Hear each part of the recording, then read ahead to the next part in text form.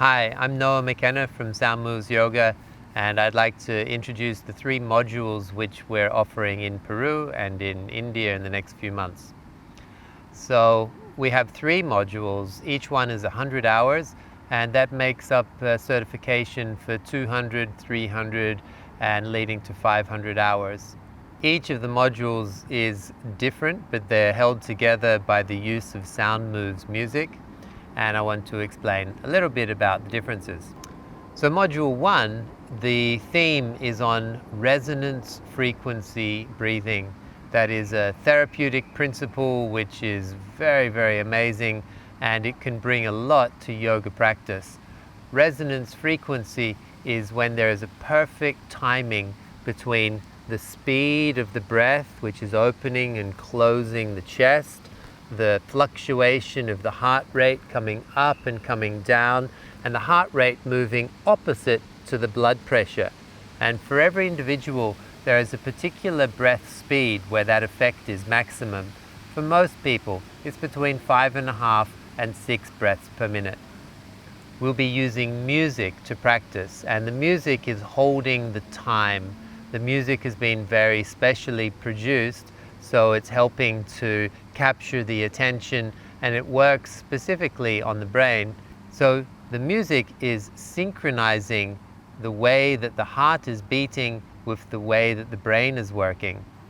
Learning to practice with this music and learning to teach with this music is perhaps a little bit challenging, though it really just takes a few days to get into the rhythm, and there are some special techniques that can help that to happen.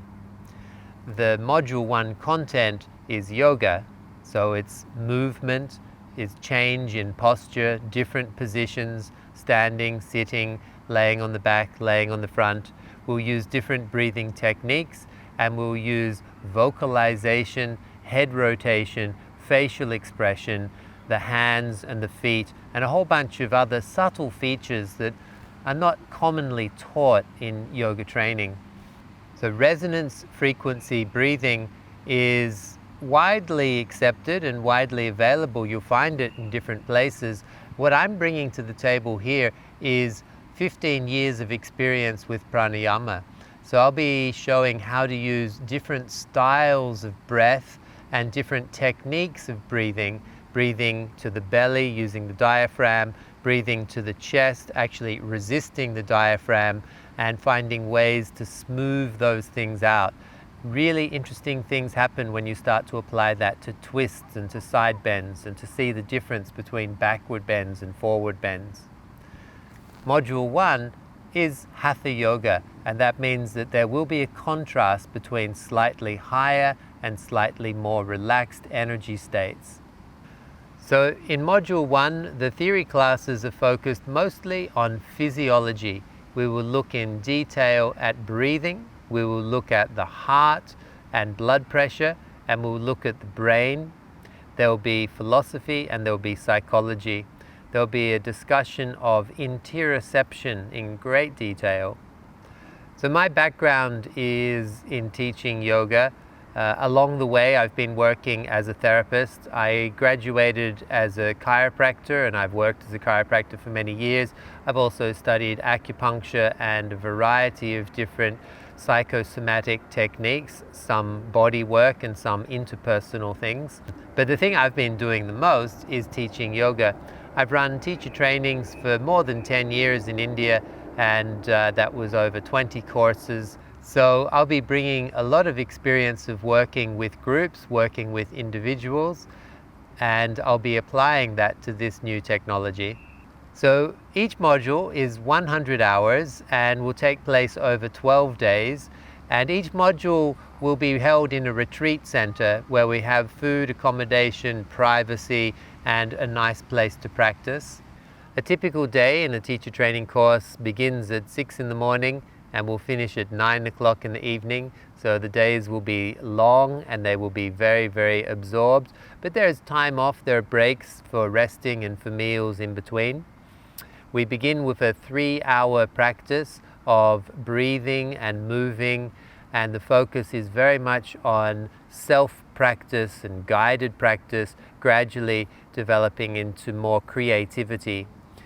We break for breakfast. After breakfast we have theory classes that takes us up until lunch, and a slightly longer break after lunch. And we come back for teaching methodology. That's the section where the focus is learning how to teach. Time for dinner, another small break, and we'll have an evening session to get us to bed. We'll be offering the 3 different modules in the Sacred Valley in Peru, where we have an amazing opportunity to connect with local people and local culture. I've been working in Peru for a few years, where previously most of the students were Peruvian, and we have some fantastic connections there. We'll be able to run some separate retreats into shamanic practices through Nidrawasi. In India, I'm partnering with friends who have an ashram in Haridwar called the Sri Baba Santosh Puri Ashram.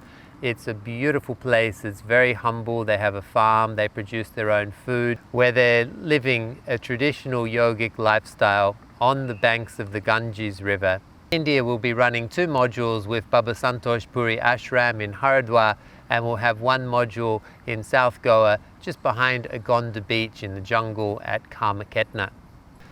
Module 2 is very different to Module 1. The focus is on dynamic practice and the physicality of practice. The theory will all be musculoskeletal, covering the skeleton, the muscles, the connective tissue, and certain aspects of the motor and sensory nervous system, how to use reflexes and a bunch of other therapeutic techniques to get the most out of your yoga practice. We'll be using a faster breath, and so we're going to be working on getting the heart rate up and getting a sweat happening, and yet still finding the smooth and delicious qualities that we want from yoga practice. In Module 3, we're going to blend 1 and 2 together. We'll add extra techniques, extra sequences, and we'll look at staging, how to transition from high to low or from low to high.